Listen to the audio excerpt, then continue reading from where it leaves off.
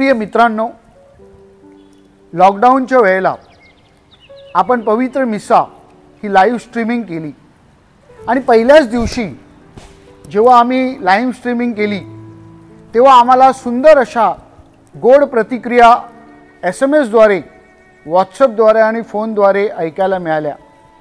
लोक म्हणत होती, फादर, आपल्या चर्चची वेदी बघून मन भरून आलं, चर्चची वेदी पाहून हृदय अगदी आनंदाने प्रसन्न झालं।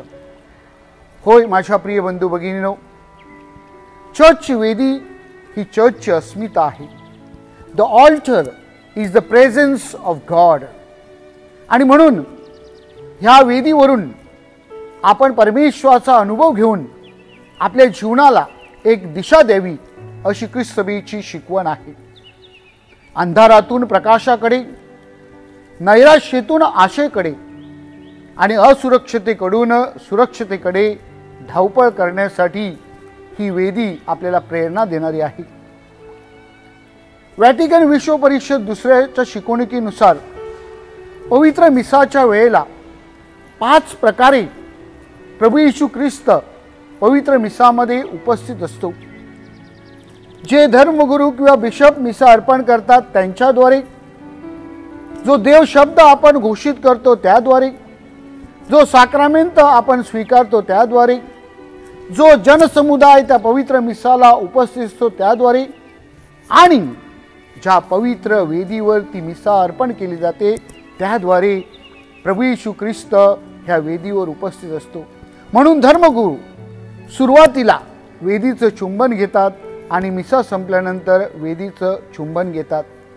या पवित्र मिसाच्या सगळ्या भागामध्ये जेव्हा जेव्हा आपण वेदीचं एका बाजूने दुसऱ्याकडे जातो तेव्हा त्या वेदीला आपण नमन करतो। प्रिय बंधू भगिनींनो, व्हॅटिकन विश्व परिषद दुसऱ्याच्या अगोदर धर्मगुरू वेदीकडे तोंड करून आणि लोकांकडे पाठ करून मिसा अर्पण करत होते।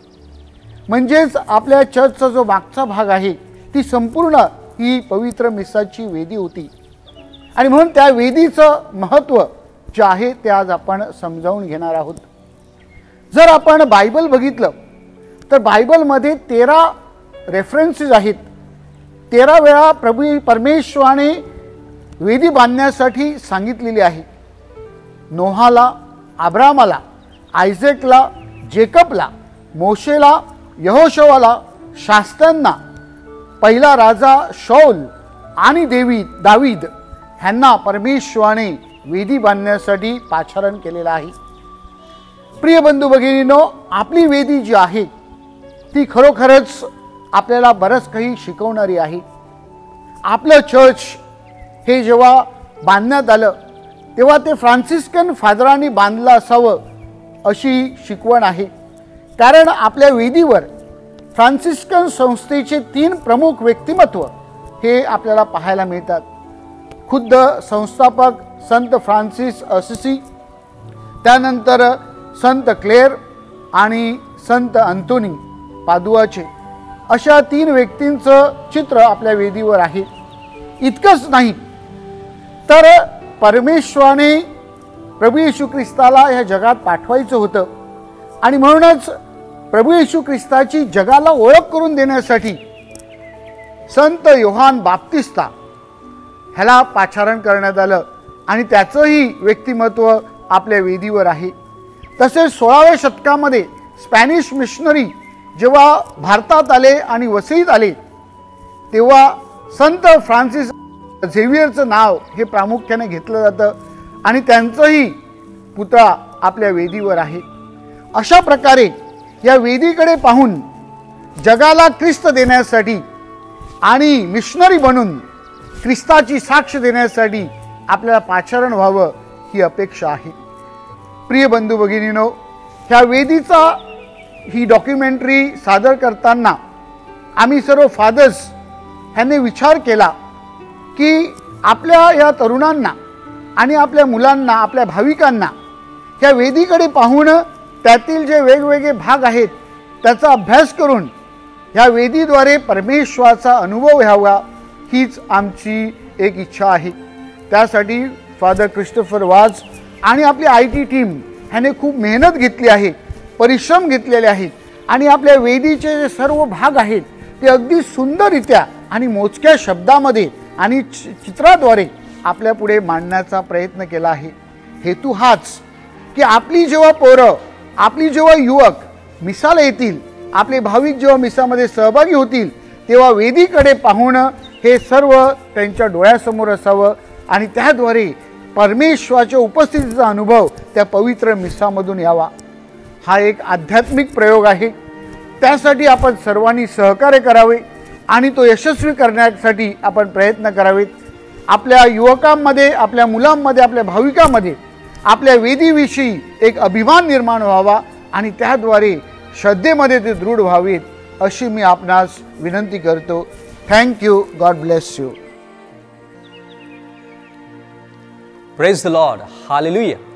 प्रभूचा गौरव असो आता आणि सदा सर्वदा, आता आणि सदा सर्वदा प्रभूचा गौरव असो।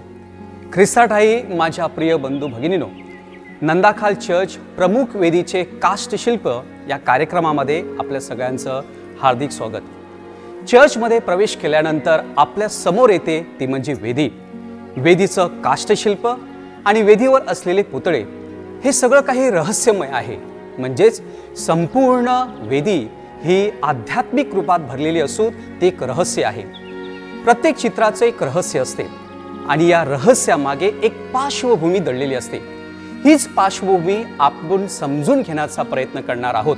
एक आध्यात्मिक माहिती मिळवण्याचा हा कार्यक्रम आहे। वसई धर्म प्रांतातील नंदाखाल चर्च हे पवित्र आत्म्याला समर्पित केलेलं आहे।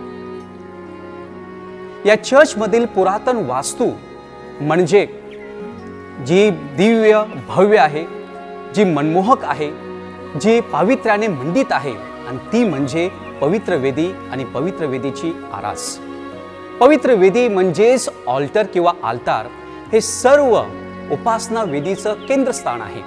आपण सर्वजण 2020 मध्ये आहोत आणि लवकरच 2023 मध्ये पवित्र आत्म्याचं चर्च नंदाखाल 450 वर्ष पूर्ण करणार आहे।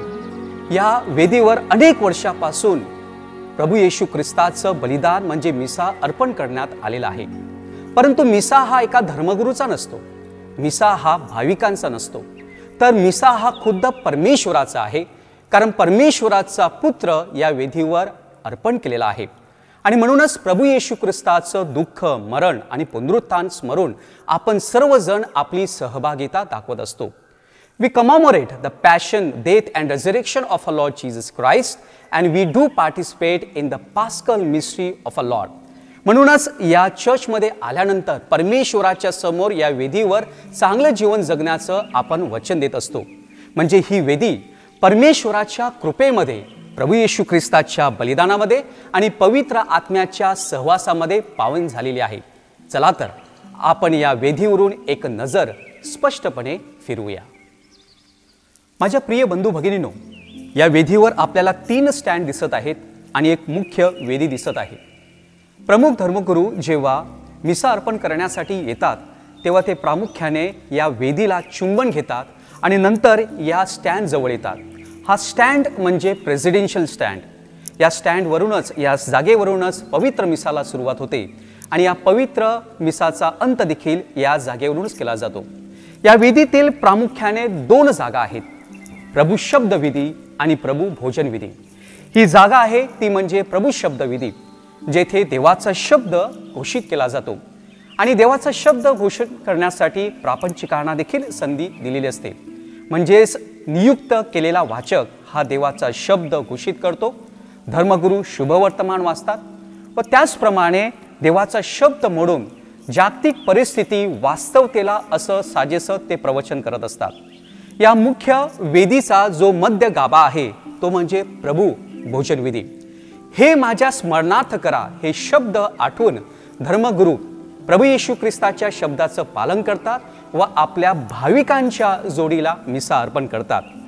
ही मेज, ही वेदी म्हणजेच प्रभू येशू ख्रिस्ताने आपल्या शिष्यां जोडीला जे प्रीतिभोजन घेतलं त्याची आठवण आहे। आपल्या वेदीच्या उजव्या बाजूला भिंतीवर एक काष्ठशिल्प आहे की ज्याच्यामध्ये प्रभूने जे प्रीतिभोजन घेतलं त्याची प्रतिमा प्रतीत करण्यात आलेली आहे. माझ्या डाव्या बाजूला आणखीन एक स्टँड आपल्याला दिसतो आणि या स्टँडवरून प्रमुख धर्मगुरू भाविकांना सूचना देत असतात. ते त्यांच्या दैनंदिन जीवनातील असतील, धर्म प्रांतातील असतील, धर्म ग्रामातील असतील आणि विशेष अशी महत्त्वाच्या सूचना या स्टँडवरून केल्या जातात. म्हणूनच याला नोटीस स्टँड असं म्हटलं जाते. माझ्या प्रिय बंधू भगिनींनो, ही संपूर्ण रचना पाहिल्यानंतर आपल्या मनामध्ये प्रश्न निर्माण होईल की ही रचना सर्वत्र सगळ्या चर्चमध्ये असते का? कारण ही एक वैशिष्ट्य आणि दर्जा निर्माण करते, जेणेकरून या वेदीची जी सौंदर्य आहे, पावित्र्यता आहे आणि शिस्त आहे ते आपल्याला पाहायला मिळते. परंतु काही चर्चेसमध्ये या जागेचा किंवा रचनेचा आपल्याला अभाव दिसतो. याची 3 कारणं असू शकतात. पहिलं कारण म्हणजे जागेचा तुटवडा किंवा अभाव, त्यामुळे मुख्य रचनेमध्ये केलेला हा बदल आहे. दुसरं कारण म्हणजेच ही रचना किंवा ही गोष्ट महत्त्वाची आहे परंतु ती विचारात घेतली गेलेली नाही. आणि तिसरं कारण म्हणजे या रचनेमध्ये बदल शक्य आहे आणि आवश्यक आहे परंतु हे लक्षात आलं नाही. माझ्या प्रिय बंधू भगिनींनो, ज्या पद्धतीने घराला एक रचना असते आणि शिस्त असते, त्याचप्रमाणे आपल्या या वेदीला एक रचना आहे आणि त्याच्यामुळे परमेश्वराच्या घराला एक सौंदर्य लाभलेलं आहे आणि ते अबाधित ठेवणं हे आपलं आध्यात्मिक कर्तव्य आहे. द्वितीय व्हॅटिकन विश्व परिषद पूर्व काळातील रीतिरिवाजानुसार मिसा बलिदानाची पद्धत ही वेगळी होती. त्यावेळी धर्मगुरू हे वेदीकडे तोंड लावून मिसा अर्पण करत असत. परंतु द्वितीय व्हॅटिकन विश्व परिषदेनंतर ही पद्धत बदलली. धर्मगुरू हे भाविकांकडे पाहून मिसा अर्पण करू लागले. म्हणजेच द्वितीय व्हॅटिकन विश्व परिषदेनंतर ख्रिस्त सभेमध्ये एक आमूलाग्र बदल घडला. संपूर्ण ख्रिस्त सभेचं नूतनीकरण झालं आणि हा कालावधी होता तो इसवी सन 1959 तर 1964. नक्की या कालावधीमध्ये काय घडलं? तर या कालावधीमध्ये संपूर्ण विधीची रचना बदलली, उपासना विधीचे नियम बदलले, प्रापंचिकांचा सहभाग हा सक्रिय झाला, इतर धर्मियांकडे पाहण्याचा दृष्टिकोन हा अधिक सकारात्मक व आदरणीय बनला व इतर आपल्या भाषेमधील जे अंतर होते ते दूर झाले. म्हणजे एकंदर ख्रिस्त सभेमध्ये एक व्यापक दृष्टिकोन आला आणि ख्रिस्त सभा अधिक भक्कम झाली. आपल्या चर्चच्या वेदीची वाढ करण्याच्या दृष्टिकोनातून देखील प्रयत्न करण्यात आले. आवश्यकतेनुसार या वेदीचं नूतनीकरण करण्यात आलं. जेव्हा आपल्या चर्चचे 425 वर्ष पूर्ण झाले त्या निमित्ताने वेदीचं नूतनीकरण करण्यात आलं. त्यावेळेला प्रमुख धर्मगुरू फादर अँड्रू रॉड्रिग्स व शाळेचे प्राचार्य फादर विल्सन रिबेलो यांच्या नेतृत्वाखाली शाळेतील शिक्षक, शिक्षकेतर कर्मचारी व विद्यार्थी याच्या संयुक्त विद्यमाने या कार्याला हातभार लावण्यात आला. तब्बल 20 वर्षानंतर फादर एरिक अल्फान्सो यांच्या नेतृत्वाखाली 2018 मध्ये या वेदीचं नूतनीकरण हे आपले आर्चबिशप फेलिक्स मचाडो यांच्या हस्ते संपन्न झालं. ही सुवर्ण मंडित असलेली पवित्र वेदी पाहिल्यानंतर आपल्या सगळ्यांचंच हृदय भरून येते. पवित्र वेदीची आरास, पवित्र वेदीचं सौंदर्य वाढवणारी व आपल्या सगळ्यांच्या नजरा व डोळे दिपणारी वास्तू म्हणजे पवित्र वेदीची आरास. ही पवित्र वेदीची आरास अतिशय सुंदर, आकर्षक, लक्ष वेधणारी व त्याचबरोबर अनेक रहस्य चित्रांद्वारे प्रकट करणारी आहे. त्यामुळे आपल्या जीवनाला, आध्यात्मिक जीवनाला एक उजाळा येतो.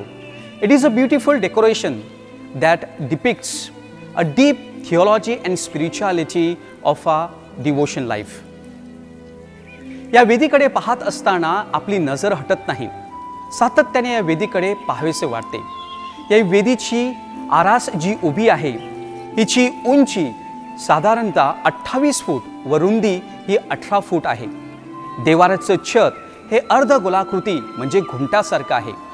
वेदीचं छप्पर हे पवित्र त्रैक्याचं चित्र व वेदी समोरील भिंत त्याच्यावर पवित्र आत्मा प्रेषितावर उतरला या तैलचित्राने रंगवण्यात आलेला आहे.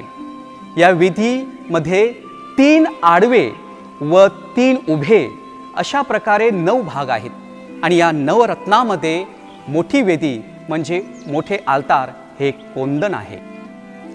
यार्देन नदीत प्रभू येशू ख्रिस्ताने संत योहान बाप्तिस्ता याच्याकडून बाप्तिस्मा घेतला, त्यावेळी पवित्र आत्मा कबुतराच्या रूपात प्रभू येशू ख्रिस्तावर स्वर्गातून अवतरला. हाच धागा धरून काष्ट शिल्पकाराने मुख्य वेदीच्या शिरोभागी कबुतराचं एक काष्ट शिल्प लटकवलेलं आहे. जेव्हा वेदी वेगळी करण्यात आली, उपासना वेदीमध्ये बदल झाले, त्यावेळी आपल्याला ही जी काही बदल झालेला आहे तो स्पष्टपणे दिसत आहे. म्हणजेच कबुतराचं एक काष्टशिल्प हे मुख्य वेदीच्या खालच्या बाजूस मध्यभागी लटकवलेलं आहे आणि एक मोठं काष्टशिल्प हे मुख्य वेदीच्या शिरोभागी लावलेलं आहे. पृष्ठभागावरून जेव्हा आपण वेदीकडे पाहतो आणि आपली जेव्हा नजर वर जाते, तेव्हा आपल्याला या वेदीचे 3 भाग दिसतात. एक खालचा टप्पा, 2 मधला टप्पा आणि 3 वरचा टप्पा. वेदीच्या खालच्या टप्प्यात आपल्याला 3 काष्टशिल्प दिसतात. वेदीच्या उजवीकडे प्रभू येशू ख्रिस्ताच्या अतिपवित्र हृदयाचा काष्टशिल्प म्हणजेच the sacred heart of a Lord Jesus Christ. वेदीच्या डावीकडे मरी मातेचं निष्कलंक हृदय, immaculate heart of a Mother Mary. आणि दोन्ही हृदयाच्या मध्ये जे काष्टशिल्प आहे ते म्हणजे पांढरे शुभ्र कोकरू, अंगावर विजया पताका घेतलेला, a victorious lamb with a victorious flag, असे काष्टशिल्प या खालच्या टप्प्यामध्ये आपल्याला दिसतात. प्रभू येशू ख्रिस्ताचं अतिपवित्र हृदय, the sacred heart of a Lord Jesus Christ. या काष्टशिल्पामध्ये आपण पाहतो की प्रभू येशू ख्रिस्ताचं हृदय हे लाल भडक आहे आणि या हृदयाच्या मध्यावर काटेरी मुकुट आहे. प्रेमाच्या अग्नीतून आणि प्रेमाच्या भट्टीतून निर्माण झालेला क्रूस हा उगवताना आपल्याला दिसत आहे आणि त्याच्या अवतीभोवती हा प्रकाश, आणि या हृदयाच्या अवतीभोवती आपल्याला पाना फुलांची बेलबुट्टी व तारांची रचना दिसते. जेव्हा आपण या हृदयाकडे खोलामध्ये पाहतो तेव्हा एक अर्थपूर्ण प्रतिमा आपल्या समोर निर्माण होते. प्रभू येशू ख्रिस्ताच्या अतिपवित्र हृदयाच्या भक्तीला मध्ययुग काळामध्ये म्हणजे मिडल एजेसमध्ये सुरुवात झाली. 12व्या शतकामध्ये संत हर्मन योसेफ यांनी अतिपवित्र प्रभू येशूच्या हृदयाबद्दल म्हणताना सांगितलं, हे माझ्या अतिपवित्र हृदयाच्या राजा. त्याच्यानंतर ही भक्ती व्रतस्थ जीवन जगणारे धर्मभगिनी आणि धर्म गुरुमध्ये पसरत गेली. इसवी सन 1673 ते 1675 या सालामध्ये सिस्टर मार्गरेट मेरी अलाक्यू यांना प्रभू येशू ख्रिस्ताचं दर्शन झालं आणि त्यांनी विशेष अशा भक्तीचा उल्लेख केलेला आहे. त्याच्यामध्ये महिन्याच्या पहिल्या शुक्रवारी कम्युनियनचं सेवन, गुरुवारी पवित्र आराधना व पवित्र हृदयाचा सण या भक्तीचा विशेष असा उल्लेख करण्यात आलेला आहे. 1765 मध्ये पोप क्लेमेंट 13 यांनी हा सण फ्रान्ससाठी घोषित केला. 1856 साली पोप पायस 9 यांनी हा सण अधिकृतरित्या ख्रिस्त सभेसाठी खुला केला. 1899 साली पोप लिओ 13 यांनी ओनुम साक्रुम म्हणजे पवित्र वर्ष हे संपूर्ण जगाला प्रभू येशू ख्रिस्ताच्या अतिपवित्र हृदयाला समर्पित करणारं एक परिपत्रक घोषित केलं. हे अतिपवित्र प्रभू येशूच्या हृदया संपूर्ण आणि अखिल जगाचं तारण कर. गेत्सेमनी बागेमध्ये प्रभू येशू ख्रिस्त प्रार्थना करत असताना त्यांना रक्ताचा घाम आला. प्रभू येशू ख्रिस्ताने प्रार्थना केली, हे पित्या, शक्य असेल तर हा प्याला माझ्याकडून दूर कर, परंतु माझ्या इच्छेप्रमाणे नव्हे तर तुझ्या इच्छेप्रमाणे होवो. ऑलिव्ह झाडाचं फळ जसं क्रश करून दाबून त्याच्यातून तेल काढलं जाते, त्याचप्रमाणे गेत्सेमनी बागेमध्ये प्रभू येशू ख्रिस्त असताना त्यांना मानवी पापामुळे त्याचं हृदय दाबलं गेलं आणि त्याच्यातून रक्त बाहेर पडलं आणि या रक्तामुळेच त्यांच्या चेहऱ्यावर रक्ताचा घाम आला. आणि हीच आहे त्यांच्या प्रेमाची अग्निज्वाला, ज्यातून क्रूसाचा उगम झाला आणि हे क्रूस आपल्या सगळ्यांच्या तारणाचा एक इतिहासाचं एक चिन्ह आणि प्रतीक बनलं. माझ्या प्रिय बंधू भगिनींनो, पेंटेकोस्टच्या सणानंतर म्हणजेच पवित्र आत्म्याच्या सणानंतर 19 दिवसानंतर आपण जो शुक्रवार येतो त्या दिवशी प्रभू येशू ख्रिस्ताच्या अतिपवित्र हृदयाचा सण साजरा करतो. आपल्या वेदीच्या उजवीकडे आपल्याला एक उपवेदी पाहायला मिळते। या उपवेदीमध्ये प्रभू येशू ख्रिस्ताचा अतिपवित्र हृदयाचा पुतळा आहे व त्याचप्रमाणे त्याच्या खालच्या बाजूस प्रभू येशू ख्रिस्ताच्या अतिपवित्र हृदयाचं काष्ठशिल्प आपणास पाहायला मिळते। वेदीच्या डाव्या बाजूला आपणास मरियेचं निष्कलंक हृदय म्हणजेच इमॅक्युलेट हार्ट ऑफ मेरी ही प्रतिमा दिसत आहे। हे काष्ठशिल्प आपण पाहत आहोत। लूक लिखित शुभ वर्तमान अध्याय 2 वचन 19 मध्ये म्हटल्याप्रमाणे मरियेने या सगळ्या गोष्टीवर मनन चिंतन करून ते आपल्या अंतःकरणात ठेवल्या। लूक लिखित शुभ वर्तमान अध्याय 2 वचन 35 सांगते की पुष्कळ लोकांच्या अंतःकरणातील विचार उघडकीस यावे व तुझ्या स्वतःच्या अंतःकरणातून तलवार भोसकली जाईल। या प्रतिमेकडे पाहिल्यानंतर आपणास दिसते ते म्हणजे मरियेचं लाल रंगाचं हृदय जे परमेश्वरासाठी व मनुष्य कार्यासाठी तत्पर आहे। या हृदयाच्या मध्यावर सफेद फुलांचा मुकुट म्हणजेच मरियेचं शुद्धतेचे व निर्मळतेचे ते प्रतीक आहे। पण या हृदयातून भोसकलेली तलवार म्हणजे मरियेच्या आनंदमय जीवनातून उफाळलेली ही दुःखाची लाट आहे। या हृदयाच्या आजूबाजूला प्रकाश पसरलेला आहे, पाना फुलांची बेलबुट्टी आहे, ताऱ्यांची रचना आहे। पण या हृदयाच्या मध्यभागी आपणास अग्निज्वालातून निर्माण झालेलं पुष्प दिसत आहे। प्रकटीकरण अध्याय 12:1 मध्ये म्हटल्याप्रमाणे एक स्त्री दिसली, ती सूर्यतेज पांघरलेली होती, तिच्या पायाखाली चंद्र व तिच्या मस्तकावर 12 ताऱ्यांचा मुकुट होता। मरियेच्या निष्कलंक हृदयाच्या भक्तीला सुरुवात मध्ययुग काळामध्ये म्हणजे मिडल एजेस मध्ये झाली। पुढे संत योहान युदेस यांनी 1681 साली या भक्तीला जोर दिला। पोप पायस 7 यांनी हा सण फ्रान्समध्ये घोषित केला। 1944 साली पोप पायस 12 यांनी 22 ऑगस्ट रोजी मरियेचं निष्कलंक हृदयाचं सण अधिकृतरित्या स्थापित केला। पण पुढे पोप पॉल 6 यांनी 1969 साली 22 ऑगस्ट रोजी मरियेचं राणीपद हे घोषित केलं व प्रभू येशू ख्रिस्ताच्या अतिपवित्र हृदयाच्या सणानंतर मरियेचा निष्कलंक हृदयाचा सण जाहीर केला। आपल्या वेदीच्या खालच्या बाजूस एक डावीकडे उपवेदी आहे। या उपवेदीमध्ये मरियेचा पुतळा उभा केलेला आहे, ज्याच्यामध्ये मरिया अजगराला आपल्या पायाखाली तुडवत असताना दिसते व ती आपली स्वर्गीय प्रतिमा माता आणि राणी ही प्रतिमा आपल्या समोर उभी करते। उत्पत्तीच्या पुस्तकामध्ये अध्याय 3 वचन 15 हे आपणास वाचनात आलेलं आहे की तू व स्त्री, तुझी संतती व तिची संतती यामध्ये मी वैर स्थापित करीन आणि तू तिची टाच फोडशील आणि ती तुझं डोकं टेचील। या वेदीच्या खालच्या बाजूस आपणास मरियेच्या हृदयाचं काष्ठशिल्प पाहायला मिळते। या दोन्ही हृदयाच्या मध्यभागी आपणास एक अर्थपूर्ण काष्ठशिल्प दिसत आहे। हे चित्र म्हणजेच पास्काचं कोकरू, पास्कल लॅम्प। या काष्ठशिल्पात पाहिल्यानंतर आपणास दिसते की एक पांढरं शुभ्र निष्पाप कोकरू व त्याच्या अंगावर विजय पताका, a victorious lamb with a victorious flag. परंतु ही प्रतिमा आहे ती म्हणजे मृत्युंजय पुनरुत्थित प्रभू येशू ख्रिस्ताची। ख्रिस्तपूर्व काळामध्ये यहुदी समाजात वलांडणाचा सण साजरा केला जात असे आणि या वलांडण सणाच्या दिवशी वेदीवर कोकरू अर्पण केलं जात असे। मग या कोकराचं मांस हे बेखमीर भाकर व कडू भाजीच्या जोडीला खाल्लं जात असे आणि ही जी प्रथा आहे ती आपल्याला जुन्या करारामध्ये निर्गमच्या पुस्तकात अध्याय 12 मध्ये वाचायला मिळते।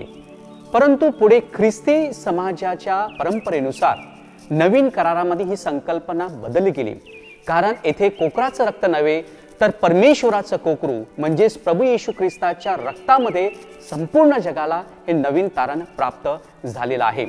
म्हणूनच प्रभू येशू ख्रिस्ताने आपल्या बलिदानाद्वारे पृथ्वी ही स्वर्गाशी जोडली आणि या बलिदानाचं पुनरावृत्ती म्हणजे ह्या वेदीवर आपण हे समर्पण सातत्याने करत असतो।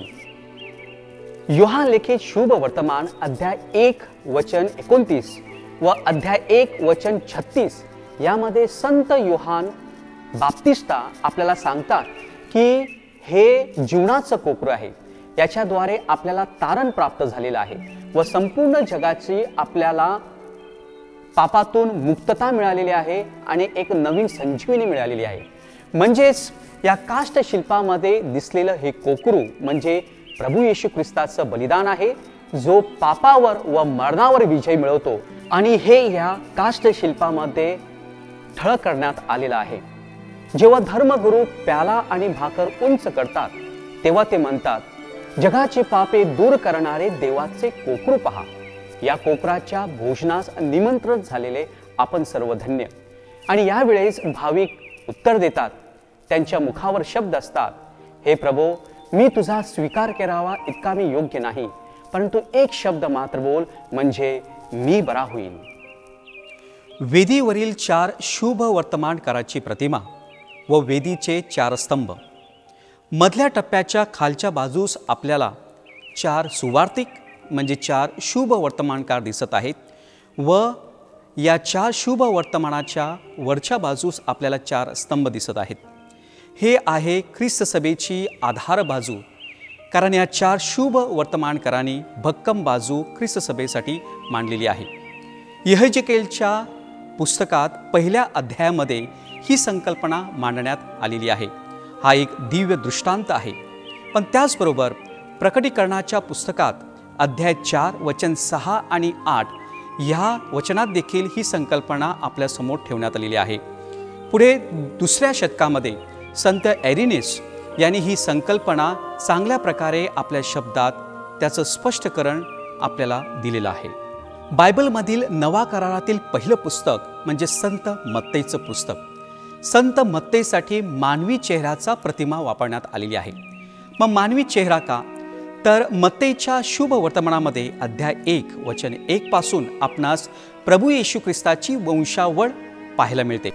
तर अध्याय 1 वचन 18 पासून प्रभू येशू ख्रिस्ताचा जन्मकथा पाहायला मिळते. म्हणजेच येथे मानवी स्वभावाचं दर्शन झालेलं आहे. आणि या संपूर्ण शुभ वर्तमानामध्ये आपणास ऐकायला मिळते की प्रभू येशू ख्रिस्त हा किती नम्र आणि सौम्य होता आणि हे व्यक्तिमत्व आपल्यासमोर दिसत आहे. बायबलमधील नव्या करारातलं दुसरं पुस्तक म्हणजे मार्क लिखित शुभ वर्तमान.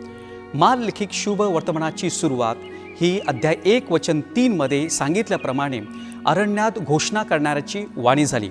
अरण्यातील वाणी म्हणजेच सिंहाची गर्जना होय, कारण अरण्यात सिंहाचं वास्तव्य असते आणि सिंह हा सामर्थ्यशाली असतो. त्याचप्रमाणे प्रभू येशू ख्रिस्ताचं दुःख सहन हे प्रभू येशू ख्रिस्ताने एक सामर्थ्यशाली मसीहा म्हणून आपल्यासमोर प्रकट केलेला आहे. त्याचप्रमाणे सिंहाची प्रतिमा म्हणजे प्रभू येशू ख्रिस्त हे आपले स्वामित्व व प्रभुत्व येथे प्रकट करत आहेत. बायबलमधील नवा करारातील 3रं पुस्तक म्हणजेच लूक लिखित शुभ वर्तमान. आणि लूकसाठी बैल ही प्रतिमा वापरण्यात आलेली आहे. मग बैल ही प्रतिमा कशासाठी वापरलेली आहे?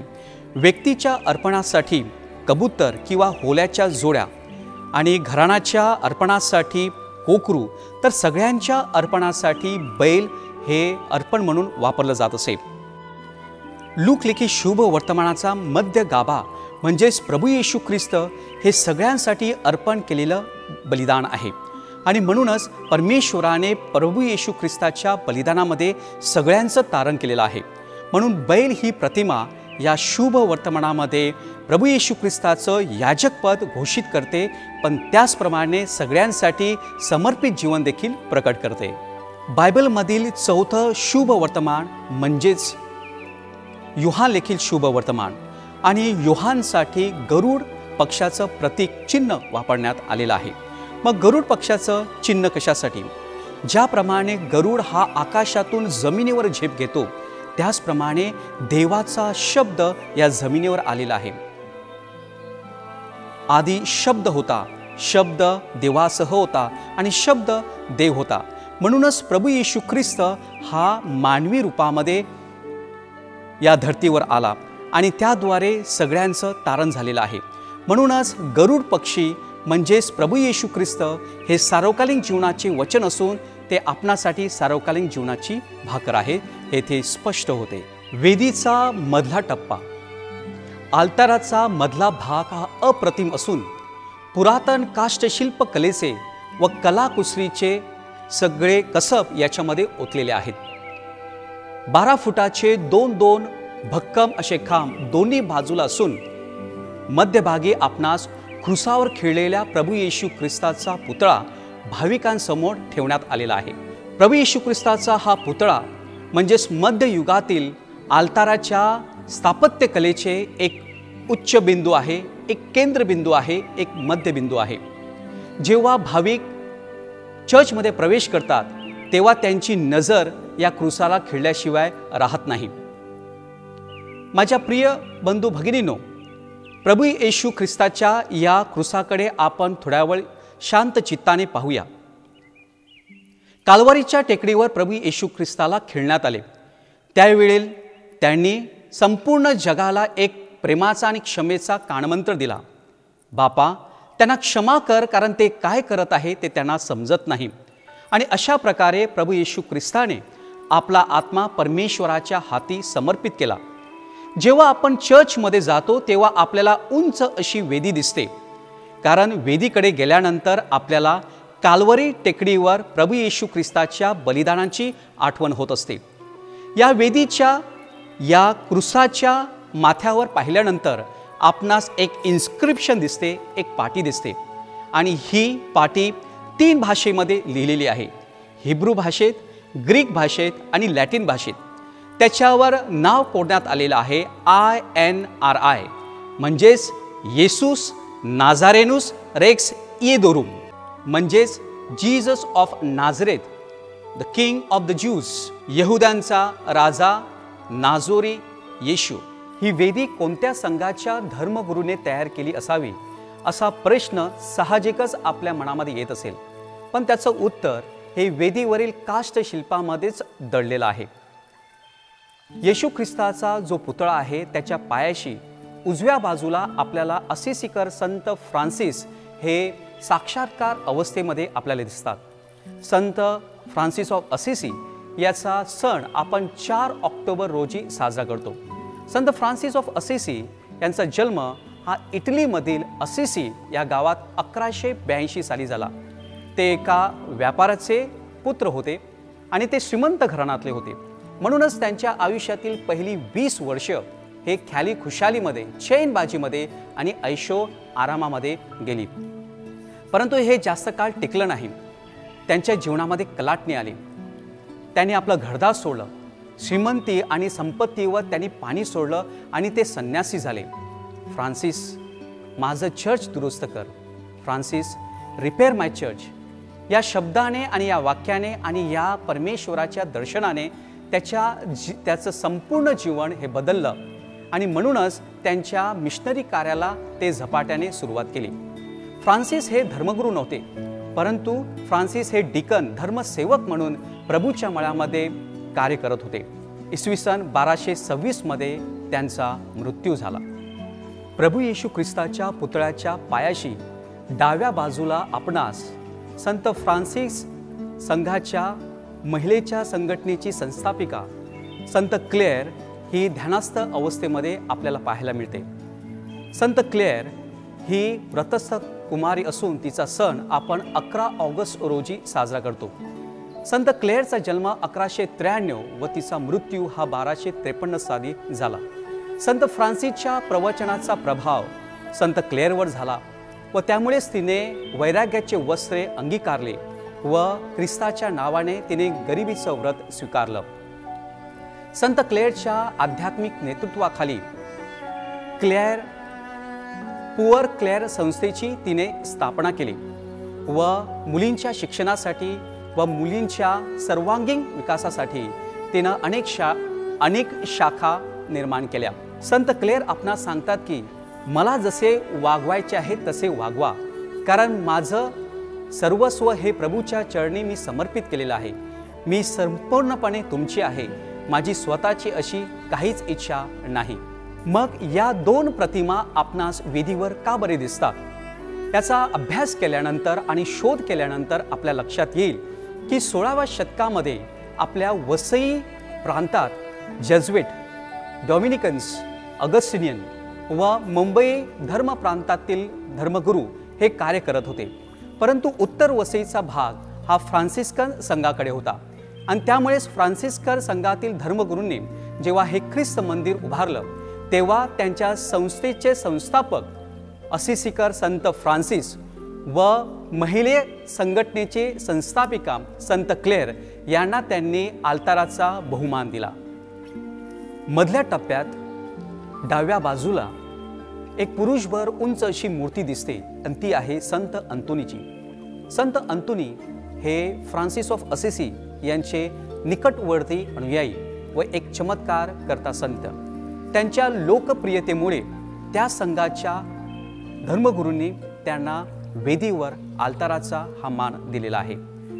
संत अंतोनी यांचा जन्म 1195 साली पोर्तुगालमधील लिस्बन या गावामध्ये झाला व त्यांचा मृत्यू हा 1235 साली झाला। विद्वान आणि वक्तृत्वामध्ये प्रभुत्व हे त्यांचं गुणधर्म होतं, पण त्याचबरोबर चमत्कार करण्याचे वरदान, भाषा बोलण्याचं वरदान व संदेश सांगण्याचं वरदान देखील त्यांना विशेषरित्या लाभलेलं होतं। संत अंतोनीबद्दल एक विशेष अशी गोष्ट सांगितली जाते। या पुतळ्यामध्ये आपण पाहतो की संत अंतोनीच्या हातामध्ये बाळ येशूचा पुतळा व बायबल आहे। एक दिवस एका भल्या व्यक्तीने संत अंतोनीला आमंत्रण केलं। ही भली व्यक्ती संत अंतोनीच्या प्रवचनामुळे अगदी प्रभावित झालेली होती आणि या भल्या माणसाने या संस्थेसाठी जागा देखील डोनेट केलेली होती। ही व्यक्ती जेव्हा संत अंतोनीच्या खोलीच्या बाजूला जात असताना त्यांना भव्य दिव्य असा प्रकाश दिसला। त्यांना वाटलं की जणू काही आग लागलेली आहे, म्हणून ते खोलीच्या दिशेने धावत गेले आणि त्यावेळेस ते त्यांनी पाहिलं ते नवलच संत अंतोनी हे बाळ येशूच्या जोडीला खेळत होते, हसत होते आणि आनंद करत होते। संत अंतोनीच्या मृत्यूनंतर त्यांनी ही बातमी उघड केली। वेदीच्या मधल्या टप्प्यात उजवीकडे आपणास एक भली मोठी प्रतिमा म्हणजेच दुःखी मातेची इमाज, ज्याला आपण पियता म्हणतो, ही दिसत आहे। पियता म्हणजे कंपॅशन किंवा करुणा। पियता ही कलाकृती मायकल एंजेलो या महान कलाकाराला तयार करण्यासाठी तब्बल 2 वर्ष लागली। त्याने हे सुंदर कलाकृती एका संगमरवरी दगडामध्ये कोरलेली आहे। प्रभू येशू ख्रिस्ताचं पार्थिव आपली आई मरिया हिच्या मांडीवर ठेवत असताना तिचं व्यथित अंतकरण या इमाजमध्ये प्रतीत करण्यात आलेलं आहे। मरिया ज्या आसनावर बसलेली आहे त्या आसनावर एक विशेष असं कोरीव काम केलेलं आहे आणि या शिल्प चित्राचं नक्की काय अर्थ असावा, या आसनावर जे कोरीव काम करण्यात आलेलं आहे त्याच्याविषयी अनेक असे अंदाज बांधण्यात येत आहे, परंतु बहुतेक लोकांचा होरा असा आहे की ही पार्श्वभूमी पारादीस बागेतील आहे। पारादीस बागेमध्ये आदाम आणि एवा ही परमेश्वराची पहिली निर्मिती, परंतु आपल्या या पूर्वजांनी जेव्हा परमेश्वराविरुद्ध पाप केलं, आज्ञाभंग केला आणि त्यामुळेच मृत्यूने या जगामध्ये शिरकाव केला। परंतु प्रभू येशू ख्रिस्ताने या मृत्यूला आलिंगन दिलं, व्यंगेत घेतलं आणि त्यामुळेच मरिया मातेच्या अंतकरणात 7 दुःखांचा भाला भोसकण्यात आला। त्याच्यामुळे निर्माण झाला तो म्हणजे नवीन आदाम आणि नवीन एवा। प्रभू येशू ख्रिस्त हा आपणासाठी नवीन आदाम आहे, तर मरिया माता ही आपणासाठी नवीन एवा आहे। आणि ही जी आसनावर केलेले कोरीव काम म्हणजेच मोर आणि लांडोर, मोर हा आदामाची प्रतिकृती असून लांडोर हे एवा याची प्रतिकृती दाखवण्यात आलेली आहे आणि त्यांच्या चोचीजवळ जे फळ आहे ते देवाने मना केलेले फळ आपणास दिसत आहे।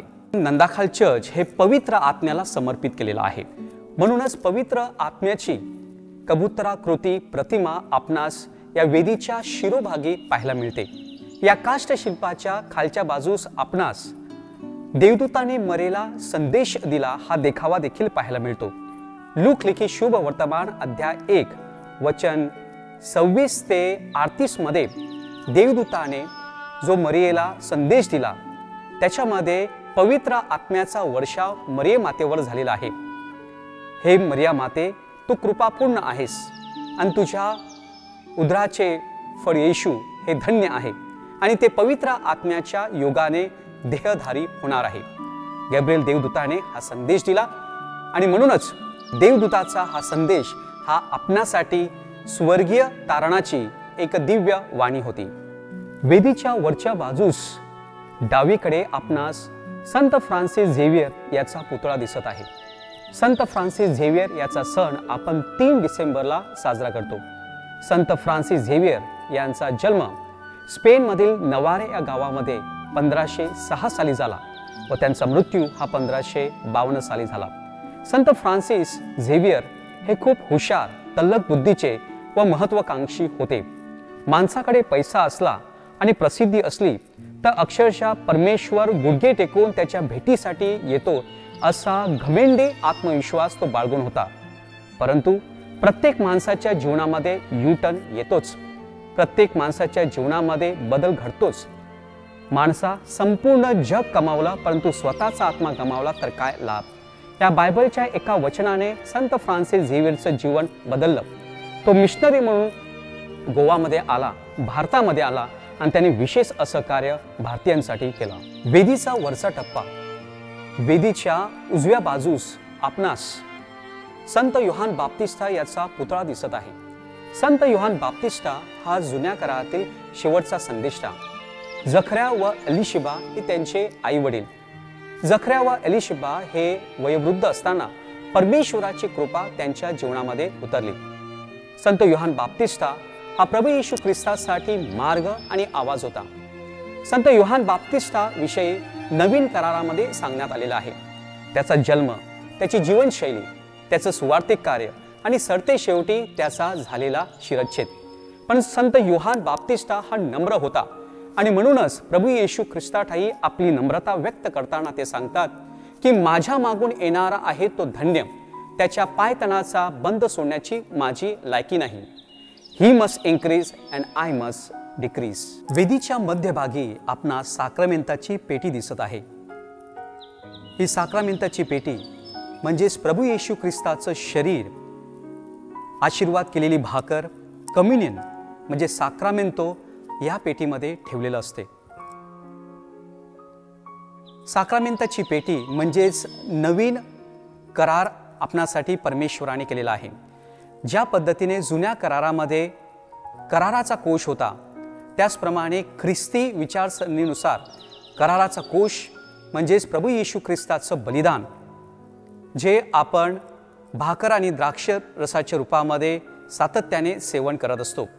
आणि हीच उपस्थिती दाखवण्यासाठी एक बल किंवा दिवा हा सातत्याने पेटलेला असतो. या वेदीच्या दोन्ही बाजूला आपणास पायऱ्या दिसत आहेत जेथे आपण डेकोरेशन करू शकतो आणि त्याचप्रमाणे ही वेदीचं सुशोभीकरण देखील करता येते आणि त्याच्यामुळे या वेदीला एक भव्य दिव्य रूप मिळते. ही वेदी जे आपणासाठी साक्रामेंताची पेटी आहे जेथे परमेश्वर वास करतो सदा आणि सर्वदा. या संपूर्ण वेदीच्या प्रतिमेमध्ये आपल्याला वेगवेगळ्या ठिकाणी देवदूतांचे चेहरे दिसत आहेत. देवळामध्ये म्हणजे चर्चमध्ये आलेली प्रत्येक व्यक्ती ही देवदूत आहे. देवदूतांचं कार्य म्हणजेच संदेश देणे, सेवा करणे व त्याचप्रमाणे परमेश्वराचा गौरव करणे. आपण देखील परमेश्वराची प्रतिमा आहोत म्हणजेच परमेश्वराचे दूत आणि म्हणूनच परमेश्वरी प्रतिमा जपण्याचं कार्य हे आपल्या हाती आहे. आपण देवाचे दूत आहोत, भूत नाही. देवाचे आत्मे आहोत, दुष्ट आत्मे नाही. आणि म्हणूनच या आध्यात्मिक कार्यक्रमाद्वारे आपणास जाणीव होते की परमेश्वराचं दिलेलं मंदिर म्हणजे काय, परमेश्वराने स्थापित केलेली वेदी म्हणजे काय. चला सदैव या वेदीकडे येऊया आणि परमेश्वराकडून शिकूया, कारण त्याच्या बलिदानातच आपल्या सगळ्यांचं सार्वकालिक जीवन आहे. परमेश्वर पुनरुत्थित आहे आणि तो आपल्या मुक्ती कार्यासाठी सदैव सज्ज आहे. ज्याप्रमाणे पेत्राने प्रभू येशू ख्रिस्ताला सांगितलं की प्रभो तुला सोडून आम्ही कुठे जाऊ, कारण सार्वकालिक जीवनाची वचनं हे तुझ्याकडेच आहे. आपल्या जीवनाची वचने हे प्रभूच्या हातात आहे. त्याच्या हातामध्ये आपला हात सोपूया. धन्यवाद. आमेन.